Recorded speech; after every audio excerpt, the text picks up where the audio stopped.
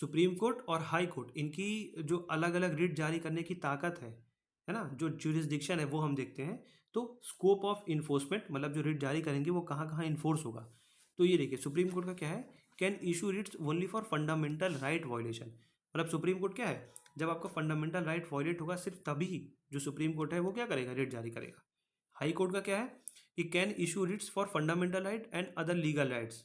ठीक है, तो हाई कोर्ट जो है वो फंडामेंटल राइट अगर वायलेट हो रहा है तो भी आप हाई कोर्ट जा सकते हो, और कोई अदर जो लीगल राइट है तो भी आप जा सकते हो। तो एक बहुत फेमस क्वेश्चन है जो पूछता है कि जो सुप्रीम कोर्ट है और हाई कोर्ट दोनों में किसका जो रिट जारी करने का जो पावर है वो ब्रॉड है। तो यहाँ पे क्या आपको दिख रहा है, साफ साफ दिख रहा है कि हाई कोर्ट का जो है इसकी रिट जारी करने का पावर जो है वो ब्रॉड है। ठीक है, ये एग्जाम में पूछता है। दूसरा देखिए, टेरिटोरियल ज्यूरिसडिक्शन। सुप्रीम कोर्ट अगर रिट जारी करेगा तो थ्रू आउट इंडिया ये एप्लीकेबल होगा, लेकिन अगर हाई कोर्ट जारी करता है तो इसमें टेरिटोरियल ज्यूरिसडिक्शन होता है।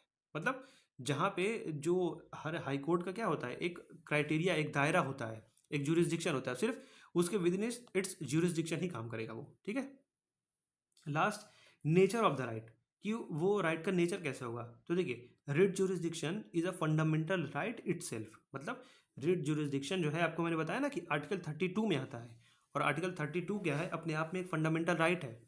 तो फंडामेंटल राइट आप लेके जाओगे सुप्रीम कोर्ट पे तो court can not refuse to exercise it.